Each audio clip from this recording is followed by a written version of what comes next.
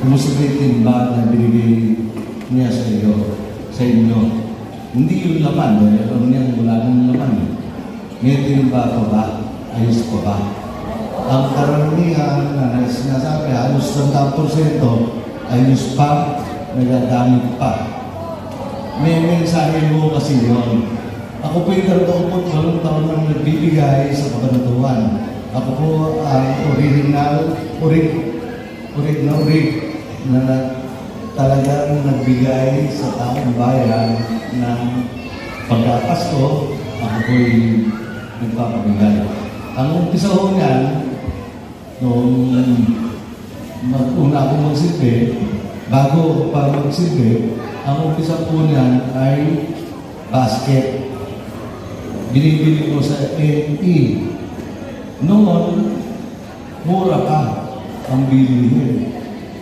Kaya noon, nakakapagbigay ako ng hamon, may keso de bola pa, mayroon pa okay.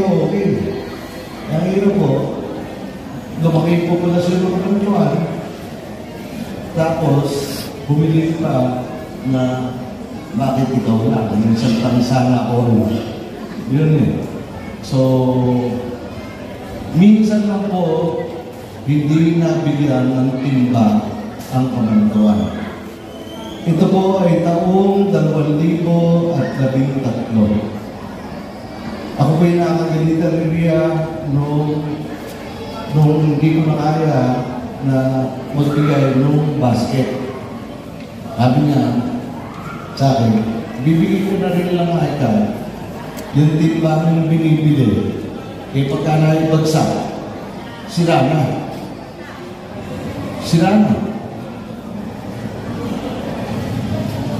Binigyan ng tubig. Pagkatapos na ng tubig na bagsak, sira na. Marupok. Sabi niya, kung talaga meron tayong salawin para sa ating kapwa-tao, ang importante, matibay yung timba. Kaya po, lahat ng timba po ninyo, hindi nyo mabibili sa palengke o kahit saan. Kasi pasadya namin yun sa Orocan. Orocan na lahat po ang marka ng timba ninyo. Minsan na po kami hindi nakapagbigay sa kabantuan. Ito po ay nung magkaroon ng Bagyong Yolanda. Dahil pera naman po namin yung ginagamit namin, ang ginawa po namin ng mag-asawa sa desisyon po namin, nakiusap po ako sa mga taga-kabantuan ngayong taon to, itulong naman natin sa mga kapatid natin sa Bisaya. So ito po, dinala sa, ang hindi nyo po kasi alam, ang tinamaan ng bagyo, hindi Tacloban lang. Akala nyo, Leyte lang. Hindi. Leyte, sama yung Pakisaya na yun, Cebu, Mindoro, Marinduque, Masanato, Iloilo, tinamaan lahat yan. Totoo po ako magsalita, hindi ako nagsasabi ng hindi po totoo. So, ayan po, napunta yung timba na para sa tigakabantuan.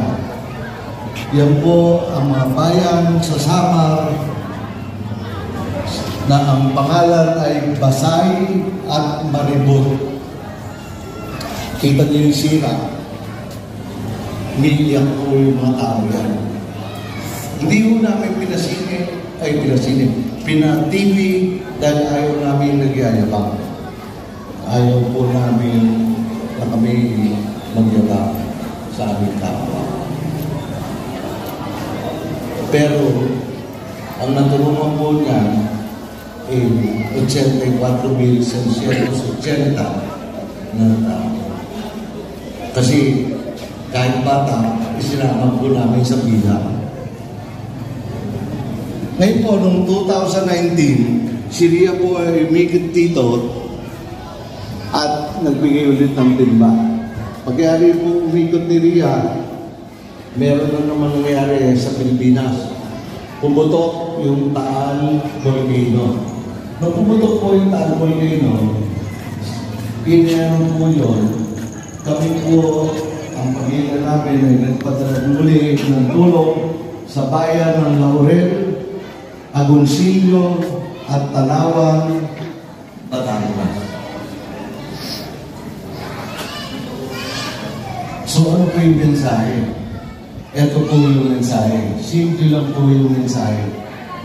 Wala pong kapalit yung aming pagtulong. Marunong po kaming makipagkapwa-tao. Marunong po kaming tumanaw ng utang na loob.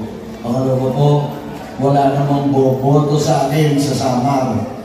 Wala namang boboto sa akin sa Batangas, sa Agoncillo. Hindi pa ako napupunta nun. So, sinasabi lang po namin, ang binibigay po namin ay galing po sa aming kaibuturan ng puso at ang daming maibigay po namin sa inyo. So, kaya po, hindi ako hindi nakasama ko, mamaya, kung siya na magpapaliwanag, kinakabahan pa ako